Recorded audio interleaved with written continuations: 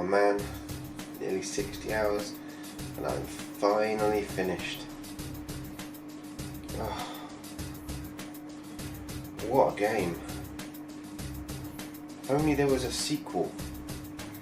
And I'm not talking about Persona 5. Persona 5 is all well and good, but I'm talking about Persona 4 2. Now that would be an amazing game. It's just a shame they never made a sequel to Persona 4, because it's a great game. What I wouldn't do for a sequel to Persona 4. Persona 4 Dancing All Night.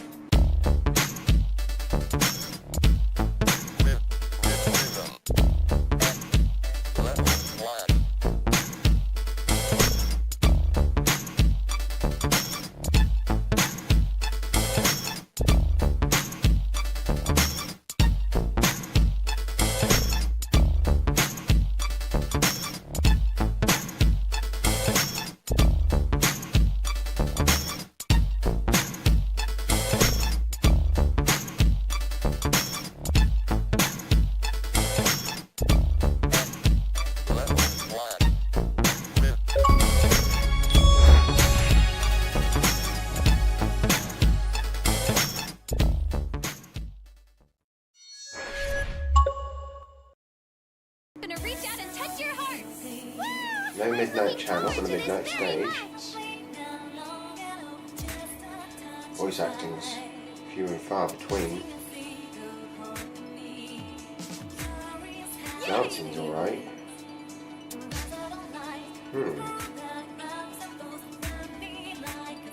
Yeah. I did it!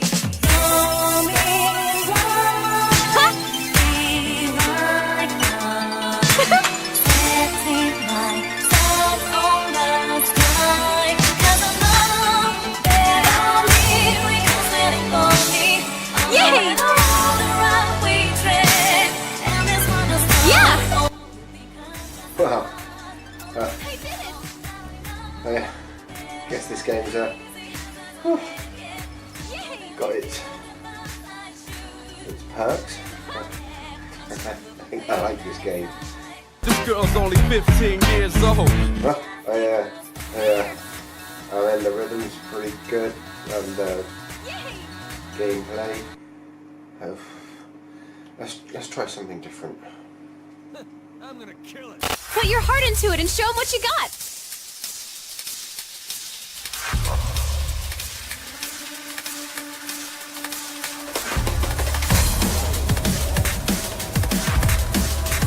Hell yeah! Yeah!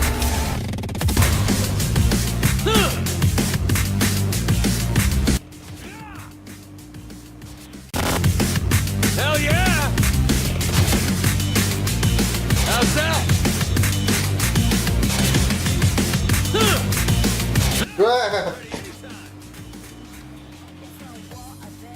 I mean, yeah, it's a great game.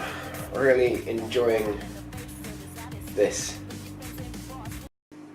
Okay, let's talk honestly about this game for just 1 minute. It's rubbish. This is not the sequel that I was looking for. I don't think we'll ever see the sequel that I was hoping for. If you really like rhythm games, don't buy this. It's a waste of your time and money. Hatsune Miku Diva nailed rhythm games on the PlayStation Vita, and if you go have a different platform, anything rhythm game, Donkey Konga is a better rhythm game than this. The first hour of the game, there's no rhythm game. The first hour is a visual novel. So could it appeal to visual novel fans? No. The visual novels on the Vita, and there are a lot, are a mixed bag. Some of them are dreadful, some of them are amazing. A few stand out. Steins Gate, Dangan Rompa. That doesn't stand out as a visual novel. The story is weaker than a cup of tea made by a 2-year-old who doesn't own tea bags.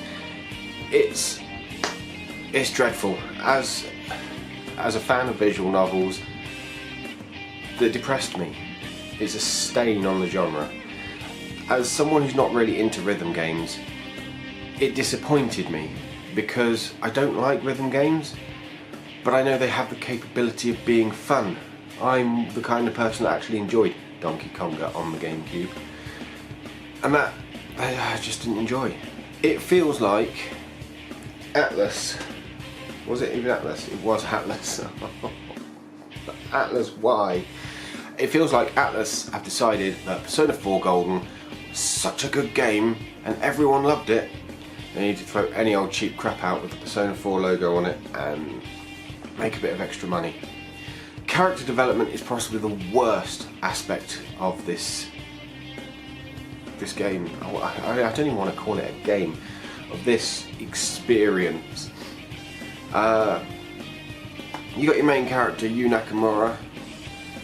He's the main character again, but he's not you this time around. He's still you because that's his name, but he's not you the player. You get to play as him, but you're you, but not Yu Nakamura. You are in the blue room, the velvet room, I can't remember what they call it. You're in the weird place where the nose is, but the nose isn't there, and you get shown what happened to Yu Nakamura a year after the events, and you kind of play as all of the characters. It's convoluted, it makes no sense, you've got no connection to any of the characters, it's just awful!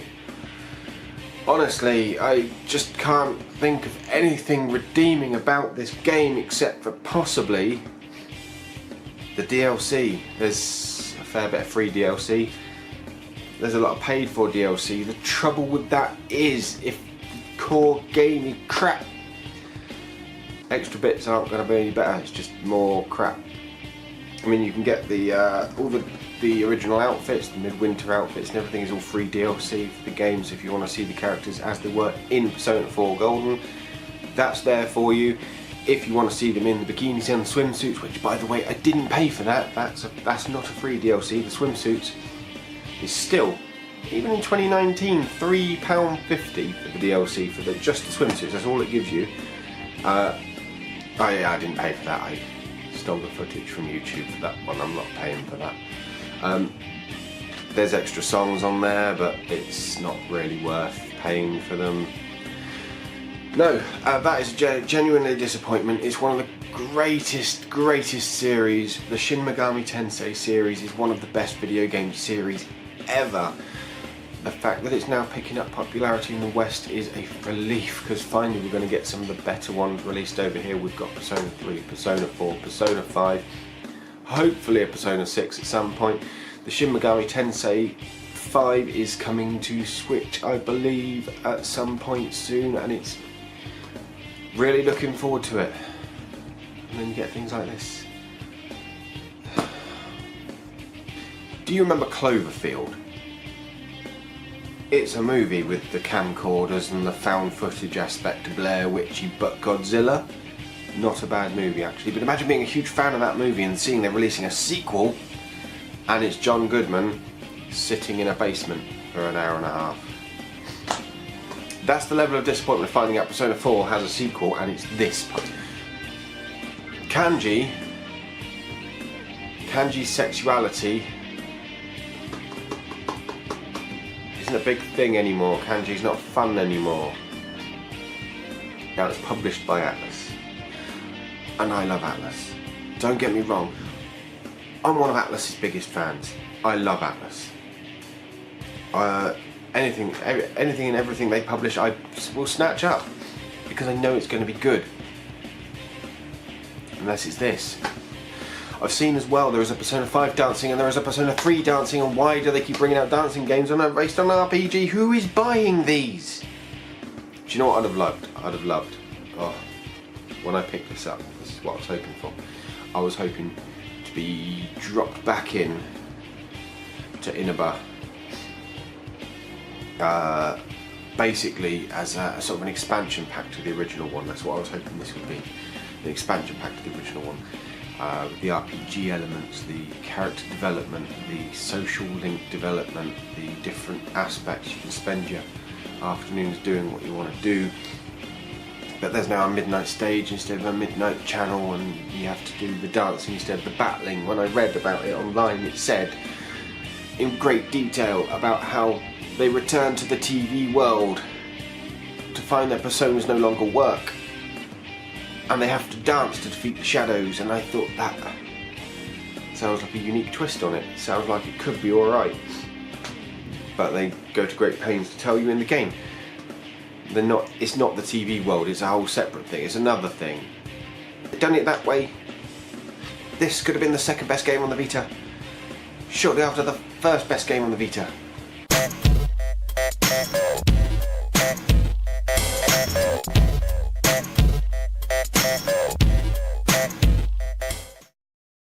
You got to admit though, the artwork's great on both of these games.